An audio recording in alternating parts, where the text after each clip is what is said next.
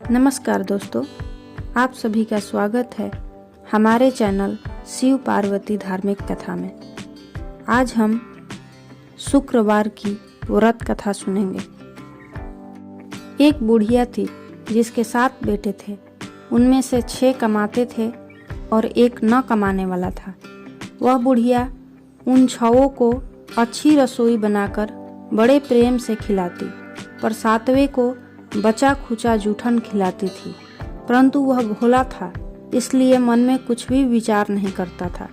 एक दिन वह अपनी पत्नी से बोला, देखो मेरी माता को मुझसे कितना प्रेम है। उसने कहा, वह तुम्हें सभी की जूठन खिलाती हैं, फिर भी तुम ऐसा कहते हो। चाहे तो तुम समय आने पर देख सकते हो। एक दिन बहुत बड़ा त्योहार आया। बुढ़िया ने 7 प्रकार के भोजन और चूरमे के लड्डू बनाए। 7वां लड़का यह बात जांचने के लिए सिर दुखने का बहाना करके पतला कपड़ा ओढ़कर सो गया और देखने लगा। माँ ने उनको बहुत अच्छे अच्छे आसनों पर बिठाया और 7 प्रकार के भोजन और लड्डू परोसे। उसने 6 को बड़े प्रेम से भोजन कराया। जब वो 6 उठ गए तो माँ ने उनकी थालियों से जूठन इकट्ठी की और उनसे एक लड्डू बनाया। फिर वह 7वें लड़के से बोली, अरे बेटा भोजन कर ले, तेरे भाइयों ने भोजन कर लिया। तब वह बोला, माँ मैं भोजन नहीं करूँगा, मैं तो परदेश जा रहा हूँ। माँ ने कहा, कल जाता है तो आज ही चला जा। वह बोला, हाँ आज ही जाऊँगा। वह घर से निकल गया। चलते समय उसे अपनी पत्नी की याद आई, जो गौशाला में कंडे थाप रही थी। वह बोला, मैं विदेश जा रहा हूँ, कुछ समय बाद आऊँगा, तब तक तुम यहाँ संतोष से रहना। इस पर उसकी पत्नी बोली, ठीक है आप आराम से जाओ, पर मुझे अपनी कोई निशानी देते जाओ। इस पर वह लड़का बोला, मेरे पास कुछ नहीं है, यह अंगूठी है, इसे ही रख लो और मुझे भी अपनी कोई निशानी दे दो। वह बोली, मेरे पास क्या है, यह गोबर भरे हाथ है। यह कहकर उसने उसकी पीठ पर गोबर भरे हाथ की थाप मार दी। इसके बाद उसका पति विदेश को चल दिया। वह एक व्यापारी की दुकान पर जाकर बोला, भाई मुझे नौकरी पर रख लो। व्यापारी को भी नौकर की जरूरत थी, अतः बोला, तनख्वाह काम देख कर दूंगा, तुम रह जाओ। वह सवेरे 8 बजे से रात के 9 बजे तक नौकरी करने लगा। थोड़े ही दिनों में सारा लेन देन और हिसाब किताब करने लगा। सेठ ने उसे 2-3 महीने में आधे मुनाफे का हिस्सेदार बना दिया। 12 वर्ष में वह नामी सेठ बन गया और उसका मालिक उसके भरोसे काम छोड़कर कहीं बाहर चला गया। उधर उसकी पत्नी को उसकी सास बहुत कष्ट देने लगी। वे उसे लकड़ी लेने जंगल में भेजती, भूसे की रोटी देती, फूटे नारियल में पानी देती। वह बड़े कष्ट से जीवन बिताती थी। एक दिन जब वह लकड़ी लेने जा रही थी तो रास्ते में उसने कई औरतों को व्रत करते देखा। वह पूछने लगी, बहनों यह किसका व्रत है, कैसे करते हैं और इससे क्या फल मिलता है? तो एक स्त्री बोली, यह संतोषी माता का व्रत है, इसके करने से मनोवांछित फल मिलता है। इससे गरीबी, मन की चिंताएं, राज के मुकदमे, कलह, रोग नष्ट होते हैं और संतान सुख, धन, प्रसन्नता, शांति, मन पसंद वर मिले, वह बाहर गए हुए पति के दर्शन होते हैं। उसने उसे व्रत करने की विधि बता दी। तब उसने रास्ते में सारी लकड़ियां बेच दी। वह गुड़ और चना ले लिया। उसने व्रत करने की तैयारी की और संतोषी माता के मंदिर में गई और माता से विनती करने लगी, माँ मैं अज्ञानी हूँ, मैं बहुत दुखी हूँ, मैं तुम्हारी शरण में हूँ, मेरा दुख दूर करो माता। माता को दया आ गई।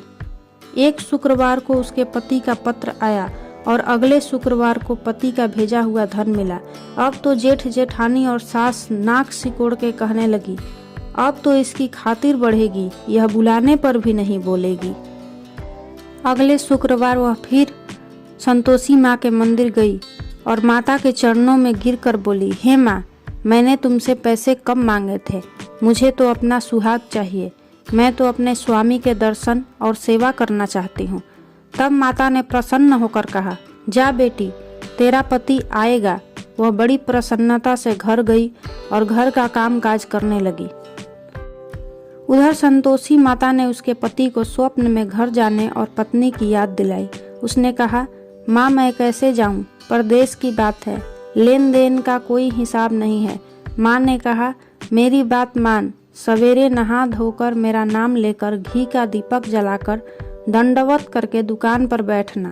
देखते देखते सारा लेन देन साफ हो जाएगा, धन का ढेर लग जाएगा। सवेरे उसने ठीक वैसा ही किया। नहा धोकर माता को दंडवत करके घी का दीपक जलाया और दुकान पर जाकर बैठ गया। थोड़ी ही देर में सारा लेन देन साफ हो गया, सारा माल बिक गया और धन का ढेर लग गया। वह प्रसन्न हुआ और घर के लिए गहने और सामान खरीद वह जल्द ही घर को रवाना हो गया। उधर बेचारी उसकी पत्नी रोज लकड़ियाँ लेने जाती और रोज संतोषी माता की सेवा करती। उसने माता से पूछा, हे माँ, यह धूल कैसी उड़ रही है?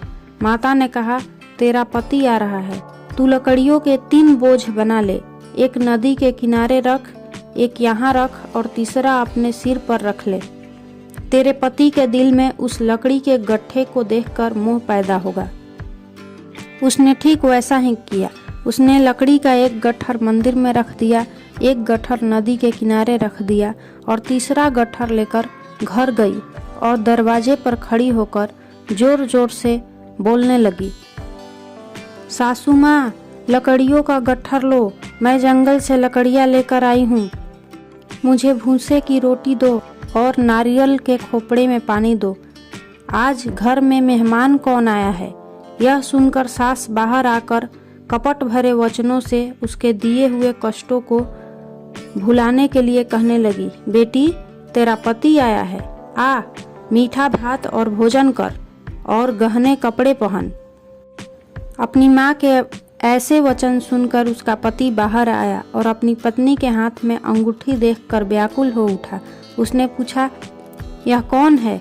माँ ने कहा, यह तेरी पत्नी है। आज 12 बरस हो गए, यह दिन भर घूमती फिरती है, काम काज करती नहीं है, तुझे देखकर नखरे करती है। वह बोला, ठीक है, मैंने तुझे और इसे देख लिया है, अब मुझे दूसरे घर की चाबी दे दो, मैं उसमें ही रहूँगा।